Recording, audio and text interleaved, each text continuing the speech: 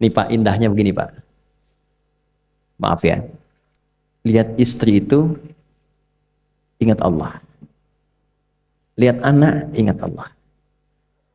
Ibu lihat suami, ingat Allah. Kalau melihatnya begitu, maka substansi berumah tangga itu nikmat rasanya, dan tanggung jawab itu melekat pada diri kita untuk terjaga dalam kebaikan. Ya. Saya nitipkan handphone saya ke antum, dan antum tahu itu punya saya. Ya, dan Anda mencintai saya misalnya, ta'zim di situ. Mungkin nggak handphone itu ditempatkan di tempat yang tidak baik? Mungkin nggak Anda taruh di lantai begitu saja? Demi Allah saya katakan, mungkin Anda akan mencari tempat terbaik, disimpan di situ, dirapi-rapikan, dilap-lap, karena Anda merasa itu punya saya yang dititipkan pada Anda. Manusia saja bisa Anda perlakukan demikian. Bagaimana ketika Anda melihat anak itu amanah Allah, yang Anda sebagai orang tuanya akan ditanya di kemudian hari. Maka kalau mau bersikap yang nggak enak itu, nggak bisa Pak kita lakukan. Mau bentak tuh nggak bisa. Mau marah tuh ditahan-tahan. Ya. Dan itu dijaga. Lihat istri sebagai amanah Allah itu beda caranya dengan hanya melihat kemanusiaannya saja. Istri melihat suami sebagai amanah Allah akan lain. Ya. Makanya akan selalu sempat dan optimal merawat istri sendiri dibandingkan lihat-lihat istri orang. Begitu sebaiknya. Ibu pun tidak harus berharap, kenapa ya suami saya nggak seperti Ustadz? Harapan yang sia-sia. Sudah ada turunan hikmahnya. Nah itu ada latihannya. Latihannya apa? Alladzina yadhkurunallah, zikir. Jadi kalau zikir itu sudah kuat dalam diri kita, ya sudah menghadirkan esensi zikir dalam diri kita, yang dilihat semuanya itu semua anugerah Allah Subhanahu wa taala. Jadi saat dia gembira itu dia bersyukur, dan saat dia sedang mengalami duka dia bersabar. Semua sama sebagai ibadah. Ajaban li amril mu'min. Kalau sudah seperti itu, kata Nabi, perkara hidupnya mengagumkan, gak ada keluhan. Itu latihannya zikir. Nah, zikir ini di Quran diturunkan dalam bentuk yang pokok berupa amalan ritual. Karena itulah semua bentuk amalan ritual disebut dengan zikir. Jadi kalau kita ingin hadirkan sifat tadi, maka cara pertama tingkatkan ibadah ritual. Salat. Apalagi? Al-Quran. Saya ambil dua dulu lah, supaya nggak banyak-banyak dulu. Yang pokok salat yang kita lakukan tiap hari. Tinggal kuantitas dan kualitas kita tingkatkan. Maaf, lihat sini baik-baik. Salat itu di Al-Quran disebut dengan zikir. Dalilnya Quran surah ke-20 ayat ke-14. Dan langsung disarikan dengan fungsi ibadah sebagai fungsi hidup kita. Sudah? Perhatikan baik-baik. Innani anallah la ilaha illa ana fa'budni wa aqimis salata lidzikri. Itu dalilnya. Sayalah Allah, kata Allah. La ilaha illa ana, tidak ada Tuhan yang layak dipertuhankan dan layak disembah kecuali saya, Allah. Allah. Bagaimana kenal Allah sebagai Tuhan? Ya, yang layak disembah, yang harus dipertuhankan, kenalnya bagaimana? Mendekatnya bagaimana? Fa'budni, sembah saya supaya kamu kenal saya, dekat dengan saya, tahu saya. Bagaimana caranya? Wa aqimis shalah, tunaikan salat. Jadi kalau pengen dekat dengan Allah, terkoneksi kepada Allah, tersambung, punya sifat tawakal yang kuat, nih tingkatkan salatnya, tambah. Makanya tiap hari kita sholat 5 waktu itu untuk membangun konektivitas dengan Allah. Sebab kalau sudah dekat, aksesnya pun terbuka semua. Itu maksudnya. Anda dekat dengan pimpinan, akses di perusahaannya kan mudah untuk diakses. Ya kan? Kita punya kenalan yang kuat, yang punya sesuatu, aksesnya mudah dibuka. Kita kenal Allah dan dekat dengan Allah, apa yang sulit bagi Allah. Dan ini kita yakin. Nah sekarang Allah kasih jalan. Coba lihat orang-orang dulu, ya. Mereka ketika akan melatih dirinya untuk tersambung kepada Allah, sholat semua, termasuk para nabi, rasul. Tapi dahsyatnya, ketika ada apapun dalam kehidupannya yang sulit Allah mudahkan, minta langsung dikabulkan. Dan sangat luar biasanya, seringkali terjadi mintanya lewat sholat. Nabi Zakaria itu kan dihukumi istrinya oleh medis itu menopause dan mandul. Maaf, nggak mungkin punya keturunan. Kapan mintanya? Dalam sholat. Mohon sama Allah. Dan itu dikabulkan. Dan diabadikan di Quran dengan surah yang sama, Ali Imran ayat 38 sampai 39. Hunalika da'a Zakaria rabbah qala rabbi habli min ladunka dzurriyyatan thayyibah innaka sami'ud du'a. Ya Allah, mereka mengatakan aku nggak mungkin punya keturunan. Mereka mengatakan istriku punya keterbatasan. Maka aku memohon kepadamu yang tidak punya batas dalam pemberian. Engkau yang maha mendengar. Kalau kepada yang maha mendengar doa saya tidak dikabulkan, mohon tunjukkan kepadaku lewat sholat ini ya Allah, dengan cara apa lagi dan kepada siapa aku mesti memohon. Itu nggak nunggu lama, permohonan selesai turun jawaban ayat 39-nya. Fanadathul malaikatu wa huwa qa'imun yusalli fil mihrab. Turun malaikat mengabarkan engkau dapat kabar gembira akan punya anak, langsung namanya dikasih Allah Yahya. Annallaha yubasyiruka bi Yahya. Artinya hidup yang mustahil menurut manusia, lahir dari rahim seorang perempuan, maaf, yang divonis monopause dan mandul, bayi yang hidup, kata Allah nggak ada yang mustahil, lahir dan terjadi itu. Yahya, John, lahirlah. Kapan terjadinya? Saat sholat. Karena itu saat dipanggil sholat, itu isinya tuh kan doa semua. Silakan ngecek, isinya doa semua. Dari mulai takbir, sujud sampai salam, isinya doa semua. Dan itu konektivitas kita dengan Allah, minta. Kapan itu bisa terkabul dengan cepat doanya? Kapan selesai urusan kita? Kalau koneksinya bagus. Makanya disebutnya zikir, yang terhubung, yang nyambung. Semakin kenal, semakin dekat, semakin mudah. Kadang belum minta, sudah diberi. Ada yang orang belum berucap, Allah sudah berikan. Sehingga ketika menghadapi masalah yang sama, ringan. Bukan nggak punya masalah. Akan dihadapi, diringankan oleh Allah. Masalah yang sama, ini sampai ribut, adu argumentasi. Orang ini cuma senyum, selesai. Betapa banyak masalah kecil diargumentasikan jadi besar. Akhirnya problem. Tapi tidak sedikit masalah besar dihempaskan di atas sajadah. Ketika koneksinya dengan Allah itu kuat, tiba-tiba hilang seketika. Selesai. Makanya Nabi Yakub kalau punya masalah, yang beliau lakukan apa? Dia bentangkan sajadahnya, dia sholat, dia mohon kepada Allah. Itu dilestarikan di Quran surah ke-12 Yusuf ayat ke-86. Aku tuh kalau sedang punya masalah apapun, ya aku bangun konektivitas dengan Allah. Innama ashku bathi wa huzni ilallah. Saya curhatnya cuma sama Allah. Ini Pak, ini bagian pertama. Nah, jadi kalau ingin semakin kuat, sampai ada masalah diringankan, mau kerja dibukakan pintunya, itu ada jenisnya. Yang pokok ada 5 waktu, 17 rakaat. Yang detil itu ada pada sunnahnya. Dan itu hebatnya dalam Islam. Dijelaskan caranya, disebutkan tujuannya, dan diterangkan hikmahnya. Contoh. Kita sekarang jam berapa? Jam 9.20. Di waktu saat ini ada waktu sholat disebut dengan sholat duha. Duha itu dibagi 3. Ada awal duha, penguat zikir, pengganti seluruh bagian zikir di tubuh kita, yang disebut dengan syuruk. Itu kurang lebih jaraknya 1 jam setelah subuh. Jadi kalau tadi 4.45, ya 5.45 menjelang jam 6 itu masuk syuruk. Setelah itu masuk ke jam 8 sampai ke kurang jam 10 itu pertengahan duha. Pertengahan duha. Apa fungsinya? Di antaranya mempermudah rizki. Di antaranya. Bilangannya berapa? 2 sampai 4 rakaat bisa dikerjakan.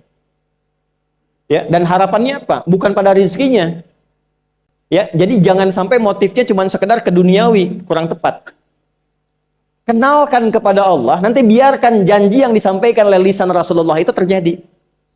Ya, jangan pada rizkinya, ini terbatas, cuma sampai situ. Tapi kalau kita minta sama Allah, dikasih jalannya itu dari sisi yang tidak kita duga.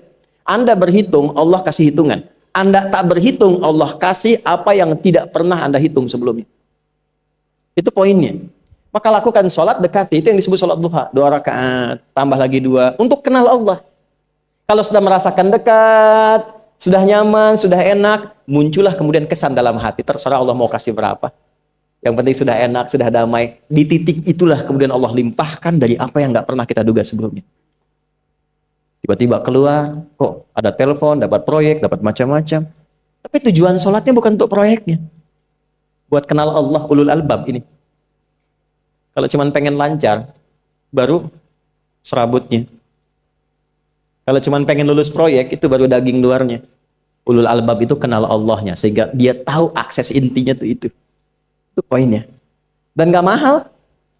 Emang kalau sholat duha di Anur bayar Pak? Pakai biaya. Baiknya luar biasa. Sudah? Satu. Kalau mau lagi misalnya, ini yang paling dahsyat nih. Dibimbing kita sampai ke posisi terbaik di apapun itu. Jadi ayah terbaik, ibu terbaik. Ya, jadi karyawan strategis, di militer terbaik. Terbaik tuh gini, di tempat terbaik yang memuliakan tuh makom namanya. Makanya kuburan sering disebut makam kan? Ya kan? Maksudnya apa? Maksudnya Anda selama hidup berkaryalah yang baik, ibadah yang benar, sehingga Anda wafat pun terhormat. Ya, kata makom itu pertama kali di Al-Baqarah ayat 125, makom Ibrahim. Ya. Ketika Allah sampaikan dalam Al-Qur'an, didapatkan di situ makom Ibrahim, wa idz ja'alnal baita matsabatan lin-nasi wa amna wattakhidhu min maqami Ibrahim. Makanya kalau kita tawaf, itu dari mulai Hajar Aswad kan sampingnya dekat sekitar 5 meter ada makom Ibrahim kan? Itu tapak kaki pertama beliau meninggikan pondasi Ka'bah dan di situ diabadikan kemuliaannya sampai beliau wafat. Dikenal sampai sekarang.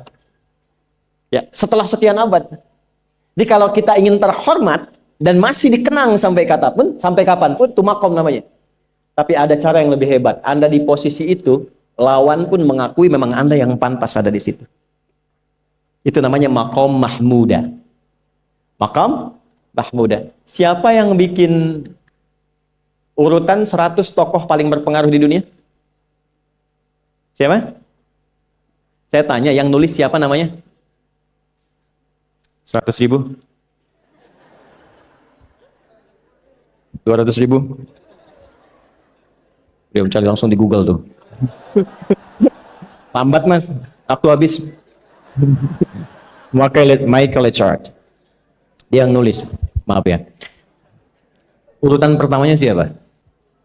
Muhammad SAW. Yang nulis itu muslim atau bukan? Kok bisa tergerak hatinya untuk menempatkan seorang nabi muslim di tempat pertama? Saya tanya begini, kenal Abu Jahal nggak? Ya Allah, makin siang nih nggak fokus nih. Saya kira cuma di Bengkali saja yang kenal Abu Jahal, sini kenal juga. Baik, Abu Jahal itu, apakah orang ini tidak kenal Nabi? Orang ini tahu, kalau saya sebut orang ini berarti kurang bagus ya. Kalau saya sebut beliau berarti baik ya. Abu Bakar saya sebut beliau, Abu Jahal orang ini. Maksudnya Abu Jahal. Apakah orang ini tidak tahu kalau Nabi itu mulia? Nabi unggul. Nabi hebat kan? Jadi mengakui sebetulnya Nabi unggul. Dan gulat dengan Nabi itu dalam olahraga kalah. Dia tahu Nabi itu kuat. Ya. Di dalam cinta juga tahu Nabi paling unggul. Abu Jahal melamar Sayyidah Khadijah ditolak, Nabi nggak lamar, Sayyidah Khadijah minta dilamarin. Ya.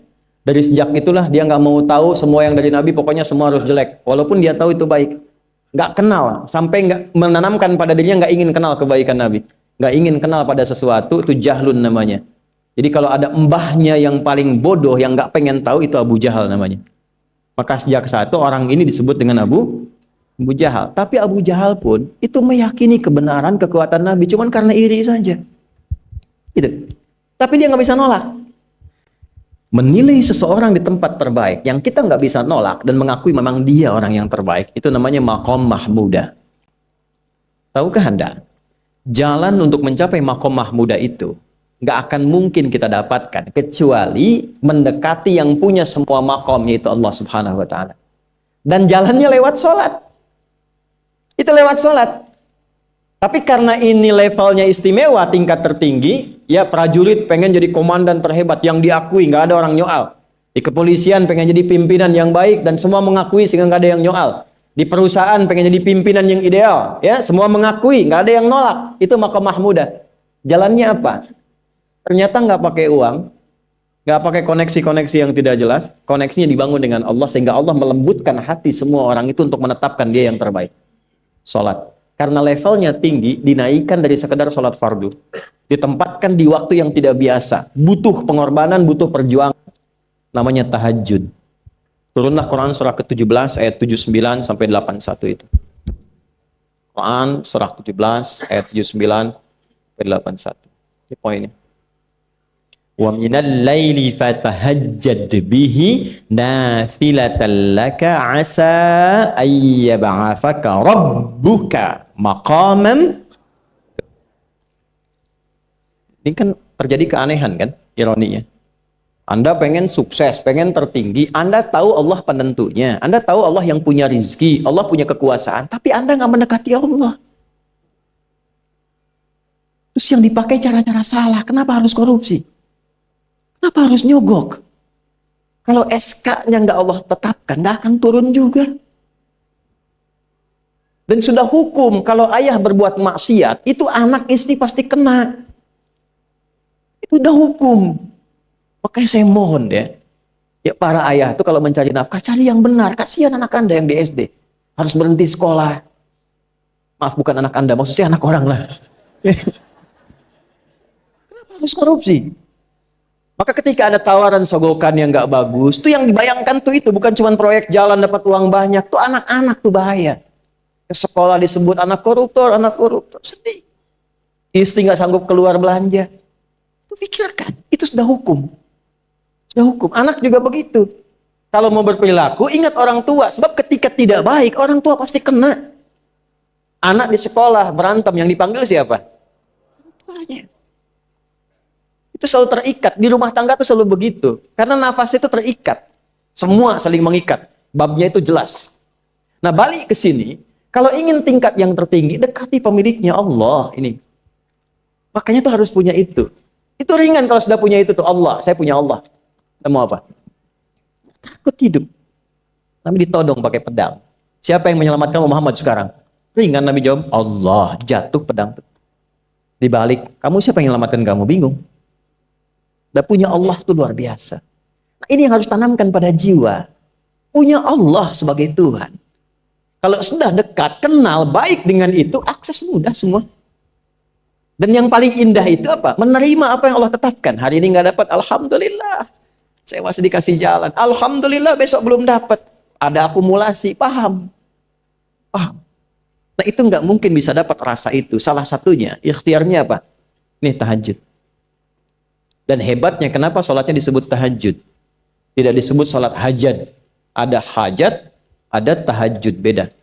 Hajatun, hajada, hajadun, ada tahajjada ya tahajjud, tahajud. Beda. Tahajud, di situ aja. Ini sengaja nggak saya hapus nih. Mana staf saya? Oh, foto nih ya. Saya hafal insya Allah. Tahajud. Asalnya dari kata hajada, gini, ha, jim, dal. Ditambah ta di depannya, lalu ada tasydid sebelum akhirnya. Nih. Ini akarnya 3 huruf, ha, jim, dal. Hajada itu asalnya bangun dari tidur malam. Tidur dulu, lalu bangun setelah itu. Itu hajada. Pelan-pelan. Paham sampai sini? Kita teruskan. Kalau kita ingin berusaha untuk bangun, mengoptimalkan diri untuk bangun, maka tambahkan tak di depannya. Berusaha untuk mendapatkan atau mencapai sesuatu. Kalau yang kita akan lakukan itu tidak mudah, nggak gampang bangunnya, sehingga butuh rencana, butuh persiapan, ya kan?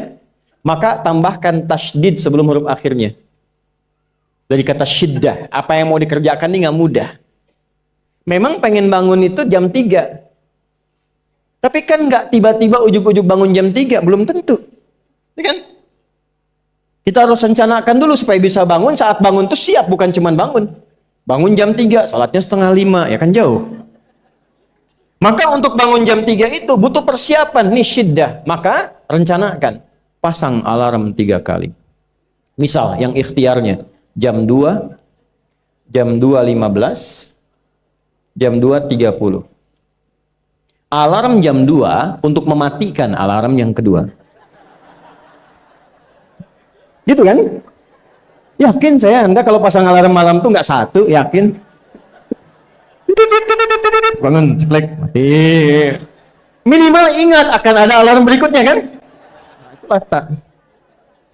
Allah itu sudah tahu modus-modus kita itu.